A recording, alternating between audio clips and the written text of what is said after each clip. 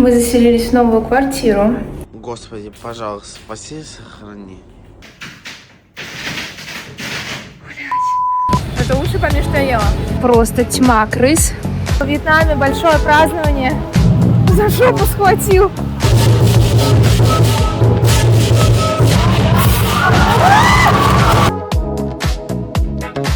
Байкерская романтика.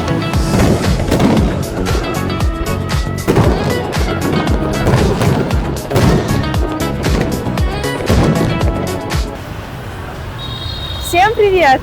Сегодня канун вьетнамского, китайского, лунного Нового года. И во Вьетнаме большое празднование.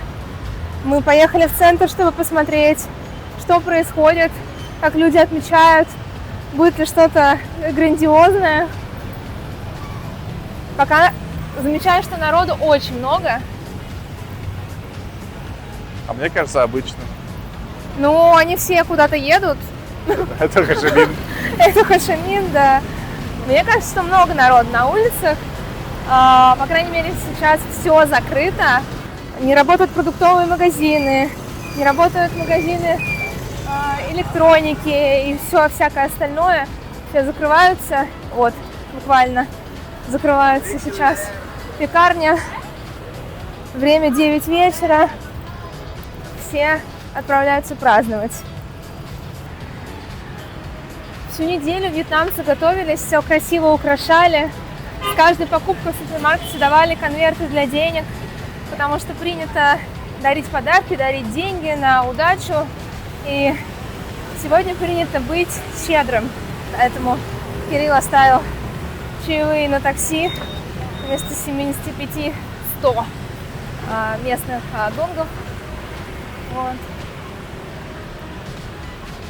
Да, у нас много конвертов для денег. Да, у нас. Но денег не так много. Вот бы было наоборот, да? Hello. Hello.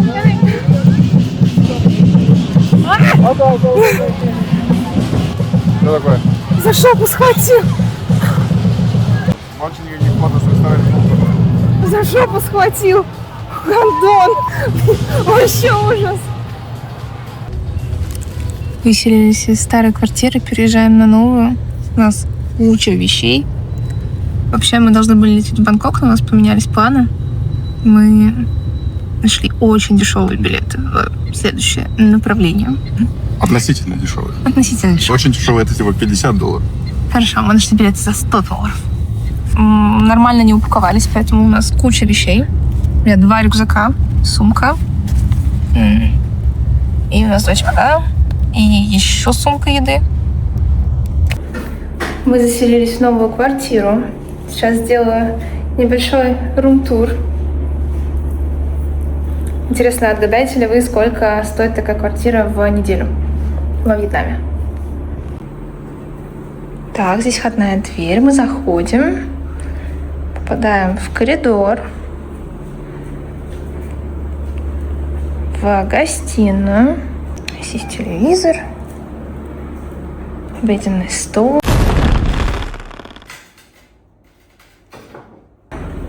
Такая кухня. В целом все необходимое в кухне есть. Здесь у нас комната грязи, окей. Спальня, которую Кирилл занял своими вещами. Здесь у нас мастер бедрум. Основная спальня, я уже немножко разложилась. Столик для макияжа. Такой вид на город. И ванна с туалетом стандартный. Душ. Вот странное окно. Вот. В целом квартира очень просторная. Вторая спальня стала сюрпризом на самом деле. Я думала, что здесь только одна спальня, но здорово. Такая квартира стоит $250 в неделю на короткосрок. Но я думаю, что если снимать ее на долгосрок, она будет стоить где-то $250-300 в месяц. Наша прошлая квартира была в центре. Эта квартира находится в 15 минутах на машине. Немножко подальше от центра, но в целом она сильно больше, поэтому как будто бы хочется немножко пространства. Короче, утро начинается не с кофе. Просто у нас жесть. Боже мой, что происходит? Господи, пожалуйста, спаси и сохрани. Спаси и сохрани, Господь. С Иисус Христос.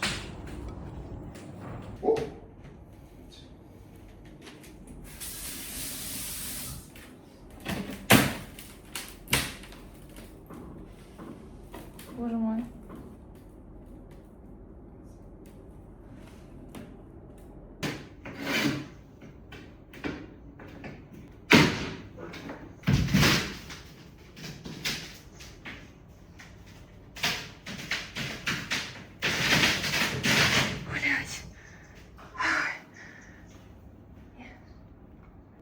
Потому что это я даже не знаю, как мне туда, как нам вещи свои собирать.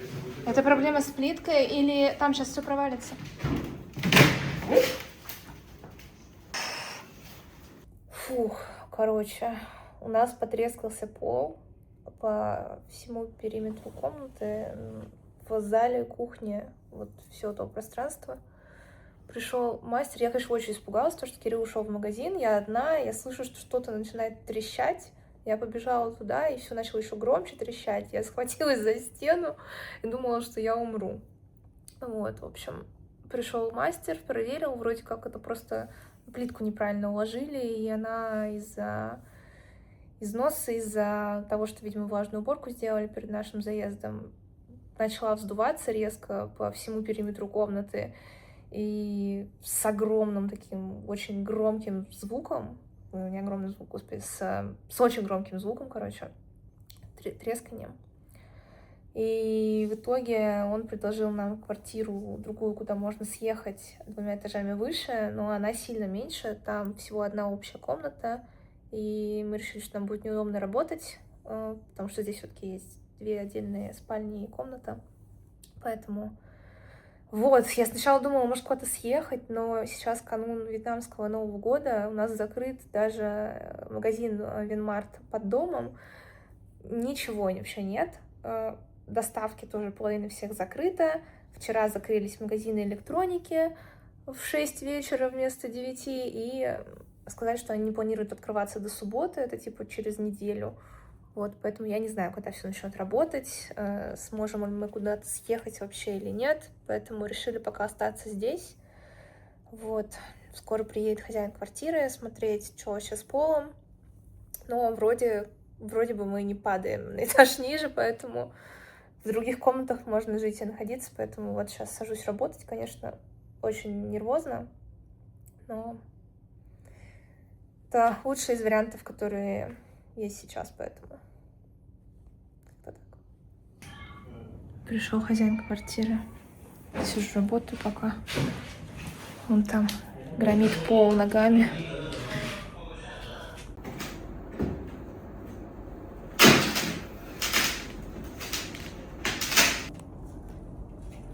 Короче, происходит игра.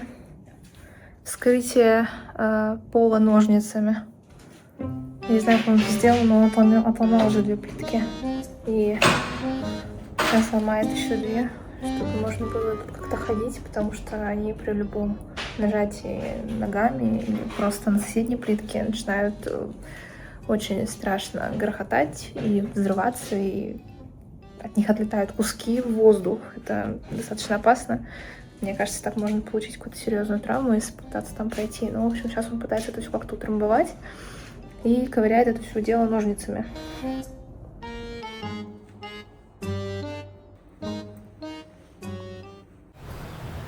Хошимин — первый город, в котором я увидела кафешки не на 1-м этаже. Это здесь очень распространено. На 2-м, 3-м, 4-м и даже 5-м этажах. Иногда это очень уютно и очень необычно. Первый раз мы были здесь в кафешке, которая называется Little Hanoi. Там подают очень вкусный вьетнамский яичный кофе. И мне так понравилась там атмосфера, что мне хочется сейчас найти ее и ходить в нее снова. Зашли в кафе Little Hanoi, это сеть. И Мы заказали 2 кофе и яйцо Бенедикт. Нам принесли воду с корицей. Как это вкусно.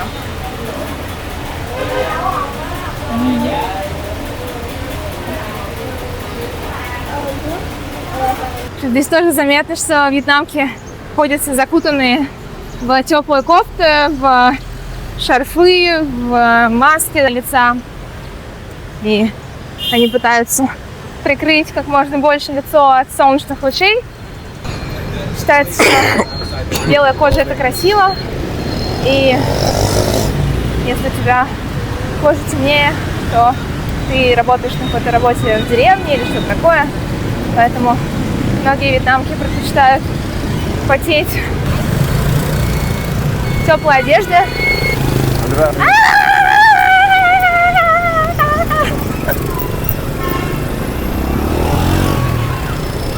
Когда я приехала в Хо Чи Мин из Далата, я была в теплой одежде, в штанах и кофте.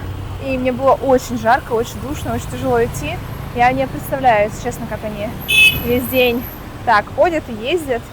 И вот, опять же.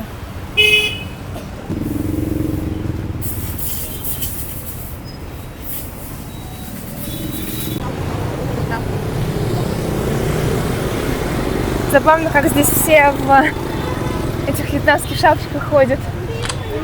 Ну мы же во Вьетнаме, в конце концов. Да, но здорово, что это до сих пор у них популярно. Блин. Что? Я так хорошо и вкусненько покушала, всего за 220 тысяч донгов.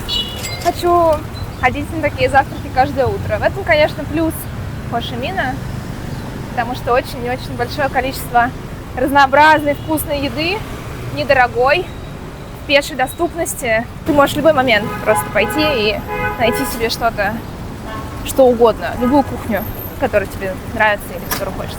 Да, это даже если сравнить с Нячангом, то есть Нячанг это туристический город, где очень много бизнеса, в том числе экспатских. То есть там по умолчанию цены выше. То есть если в среднем в Нячанге, ну я смотрел, кофе стоил типа 60, наверное, в Далате 30, здесь 40. Да, да, и здесь огромный выбор. Просто буквально каждый второй угол это какая-то кафешка. Вот. Даже сейчас мы проходим, вот какая-то кафешка. Вот. Поэтому да, конкуренция большая, цены низкие. Мы, кстати, вчера ехали на такси из аэропорта.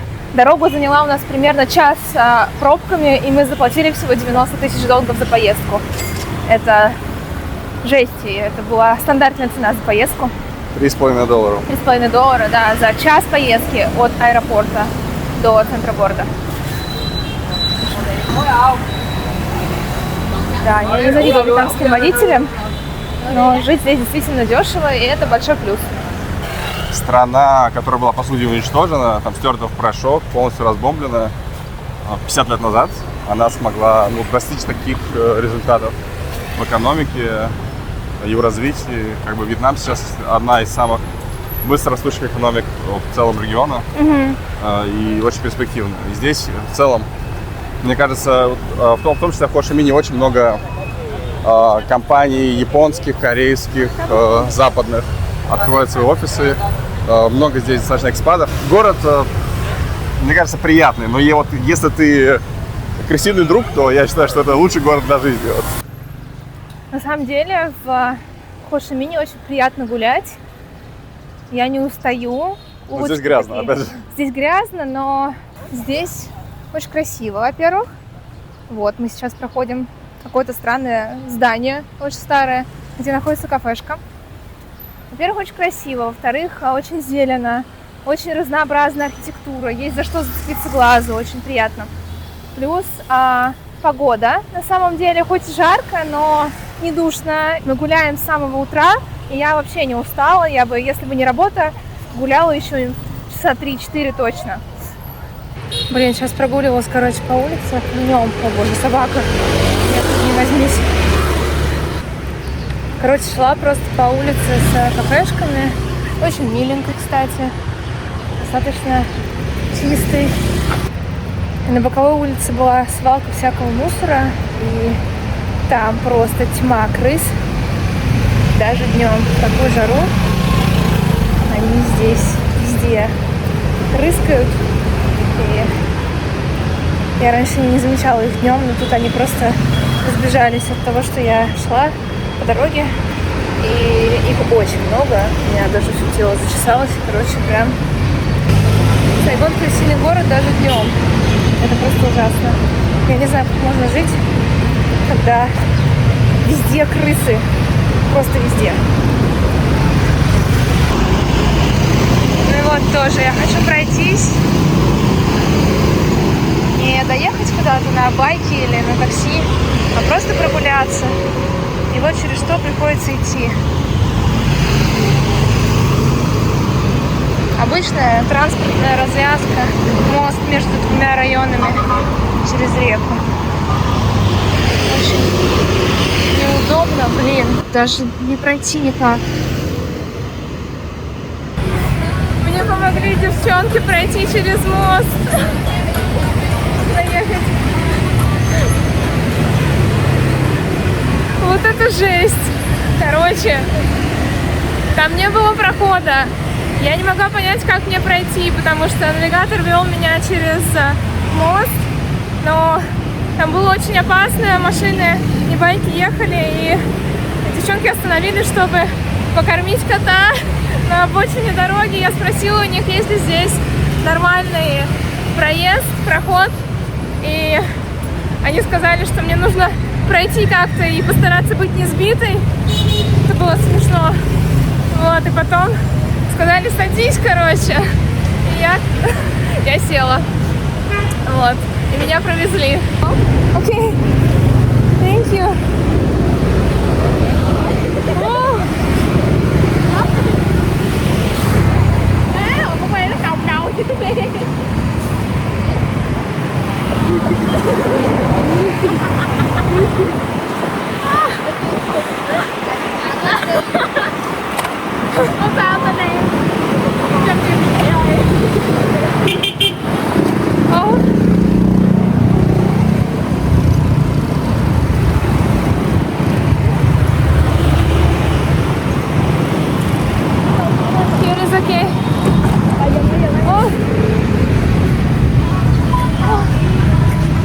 Thank you so much.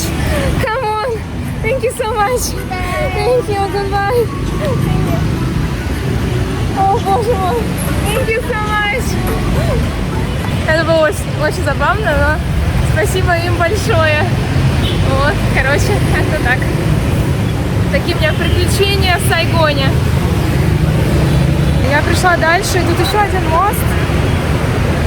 Опять тот, который вообще никак не перейти, поэтому я решила в этот раз никого не останавливать и не просить. Я просто заказала себе байк-такси через мост. Вот. Вышло недорого, 25 тысяч донгов, поэтому я думаю, моя безопасность того стоит, потому что, ну, это, наверное, очень опасно проходить пешком в таком трафике. Я вот не уверена, что меня не собьют. Как-то стрёмно.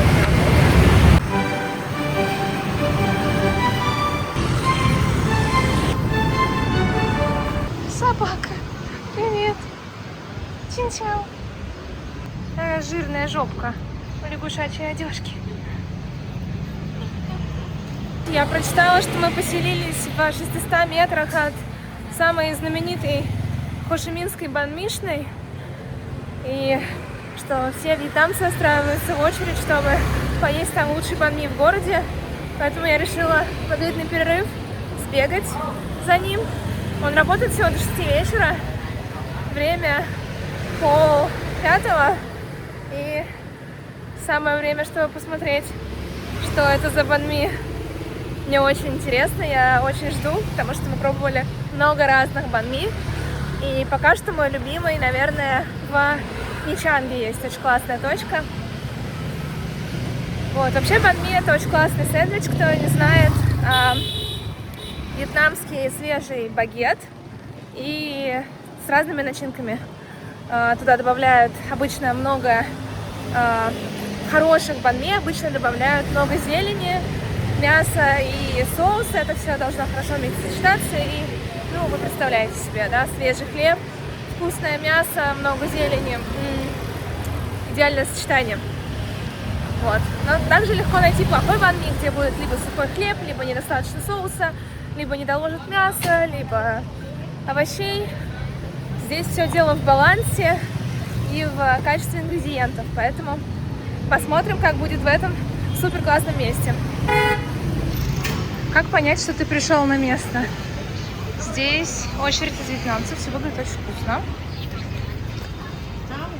Пойдем, встанем конец. Боже, это пахнет просто великолепно.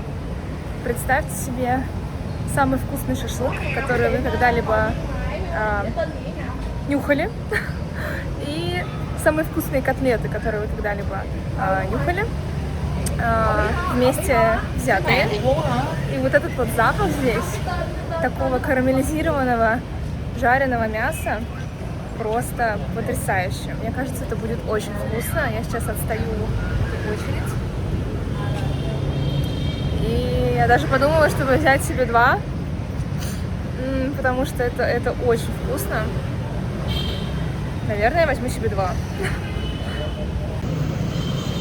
Принесли новый хлеб, потому что старый закончился.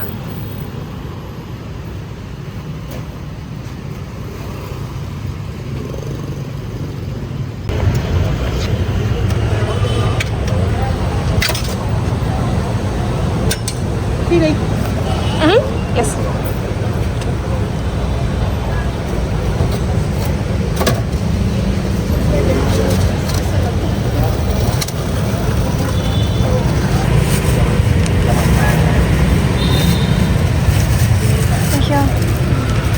Thank you. Oh.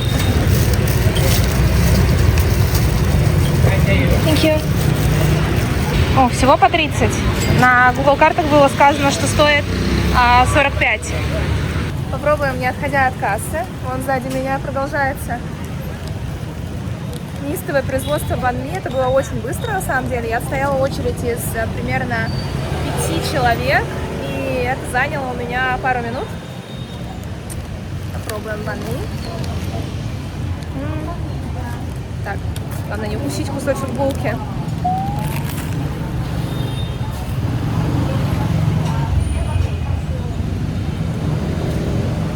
Боже мой.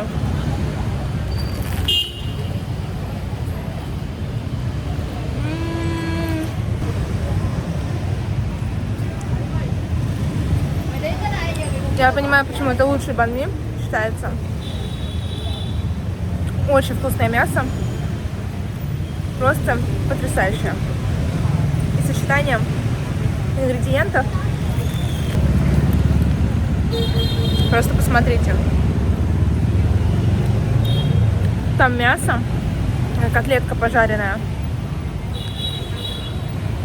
Она прям вся карамелизированная, какая она классная. Она очень сочная. Там много овощей. Там очень вкусный соус. Это мясной бульон. И немного чили. И потрясающий свежайший хлеб. Это просто вау.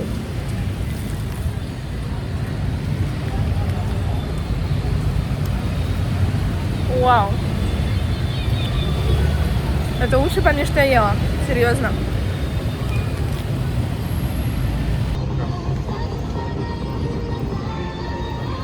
Ребята танцуют на площади. Здесь очень популярно. TikTok бенд. Хорошо танцуют.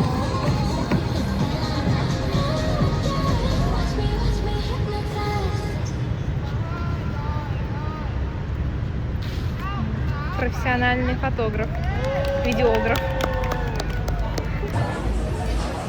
Вечером здесь тоже прикольно, есть куда сходить. Везде открыты бары, музыка.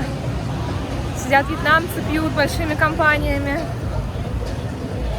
Здорово. Только вечером становится хорошо и прохладно, поэтому вылезают крысы опять же. Они избегают сильно загруженных улиц, поэтому здесь их практически нет. И в этом, конечно, плюс. Главное не ходить по маленьким улочкам, держаться подальше от мусорных пакетов. В Вьетнаме не всегда понятно, когда тебе нужно переходить дорогу, когда не нужно. Вот только что видели такой светофор. Немножко растерялись.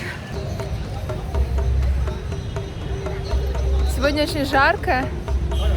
И я намазалась SPF, но я уже начала обгорать. Очень-очень активное солнце. Видела такой цветочный базар. Продают цветы, и мы поняли, что это вместо новогодних елок, потому что через 3 дня в Вьетнаме Новый год вьетнамский.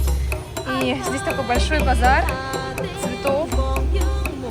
Все покупают себе украшения домой. Да, и мы гадаем, что из этого елка, а что типа украшения от елки. Ага, игрушки елочные, новогодние. Ну да, очень интересно.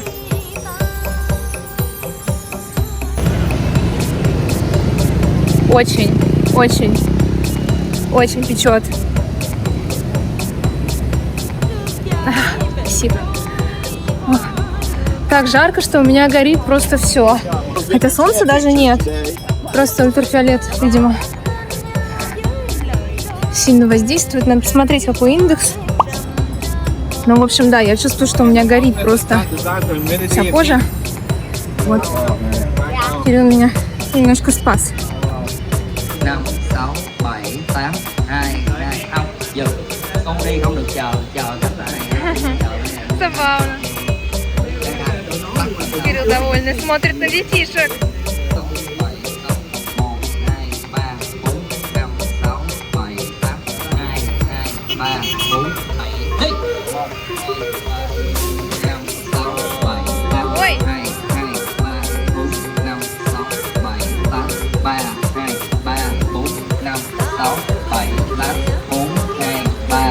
lần.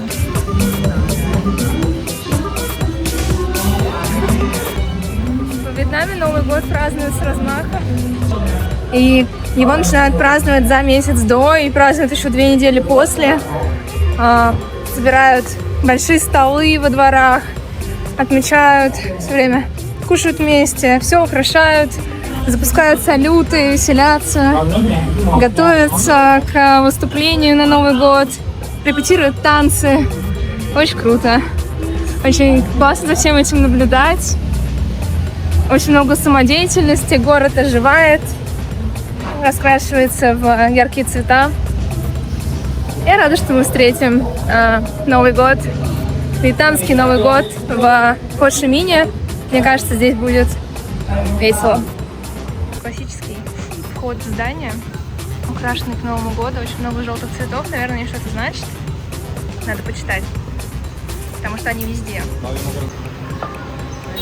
Я погуглила эти цветы, которыми все украшают. Это желтая абрикосовая слива. На Новый год она символизирует удачу, богатство и новое начало. Поэтому ими украшают здесь буквально все. Я на почте. Я решила отправить открытку домой, потому что мой папа очень любит собирать открытки. И раньше он привозил их из разных стран, из разных поездок, собирал от разных фотографов, и он всегда говорил, как здорово, когда приезжает открытка вся заштампованная. Вот, в общем, я решила отправить заштампованную открытку. И вот, сейчас покажу весь процесс. Все выбирают открытки, какие-то сувениры. И чтобы отправить, нужно подойти сюда.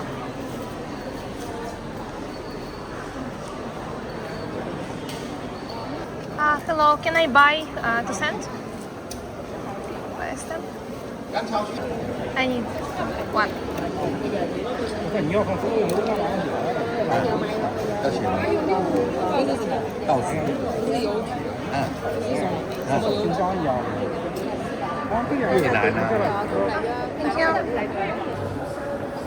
Вот такие марки мне продали. Стоили 29 тысяч донгов. И за открытку взяли 50. Подпишу открытку. Наклеим маску. Так.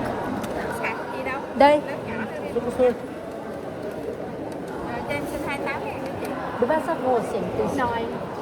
Ничего себе. Наклеила. Закрою адрес. Все. Отправлю. Марки уже наклеили? Да. Хорошо. Наша марка. Так. Вот еще. Надеюсь, что его отправят. Пока заполняла еще одну открытку, Кирилл принес мне маленькие подарочки. Такие милые смузи. Пришло время ее отправить. Оп. Hello. Пришлось вернуться, потому что я перепутала корпус дома. Пришлось зачеркнуть.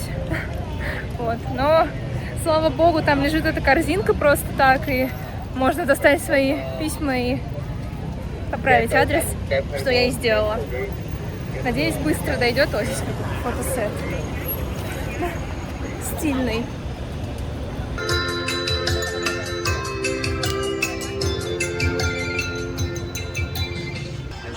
Большая ярмарка. Отовсюду на нас смотрит Хо Ши Мин. Он улыбается. Это, наверное, единственный такой, типа какой-то лидер такой, который довольный всегда. Да, всегда довольный. Все смешно. Девочка такая радостная за сидит в танке. Много голубей. Гроб, смотри на того. Коричневый голубь просто... Фу, как здесь магистр. воняет. Я люблю голубей. Они переносят всякую заразу и ужасно воняют. И срут. Это правда.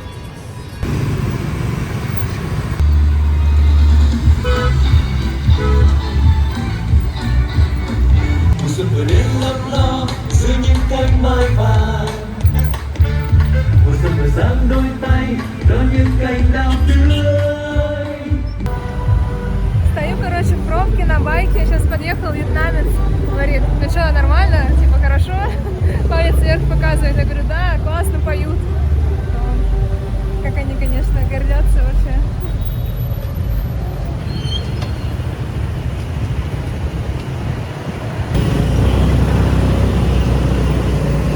Байковская романтика Вьетнама.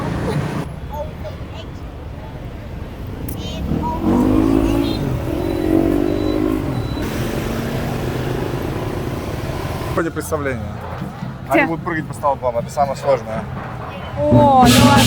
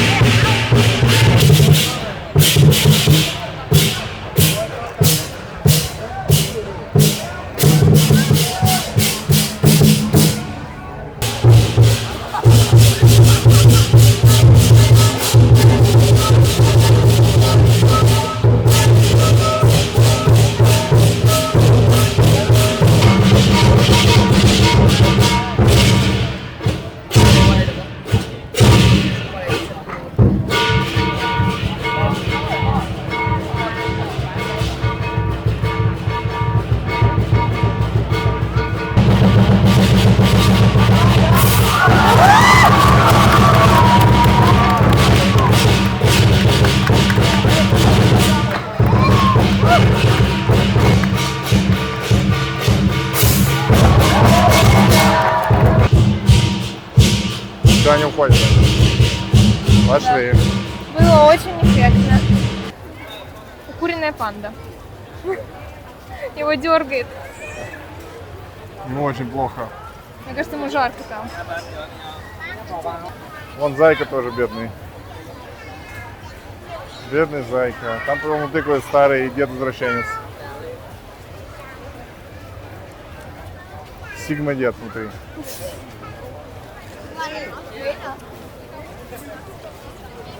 Зайку сейчас разберут на молекулы. Да. Ростовых пупов очень много. Я теперь немножко опасаюсь к ним подходить. После того, как одна из них меня облапала. Ужасно. Отвратительно просто, нет, ужасно. Вот, поэтому больше никаких ростовых кукол. Да, видимо, все готовятся к фейерверку. Сели смотреть салют. Я не знаю, мы сидим. Мы сидим, Здесь да. куча людей. Просто на земле. Я подстелила коврик. Кирилл просто сел на землю. Такие дела. Это что, кот? Где кот? Это кот!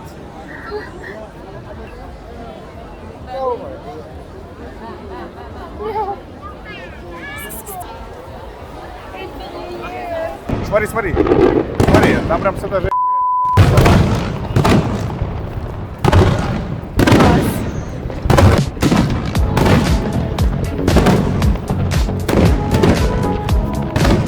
Смотри, смотри. Там очень красиво.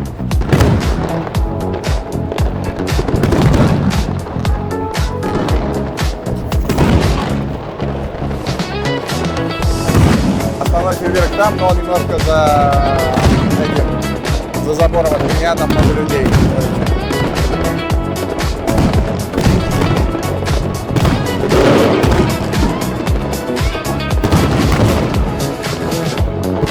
Блин, это очень круто. Они стреляют прямо из окон. Здесь палят, и там палят, и отовсюду палят.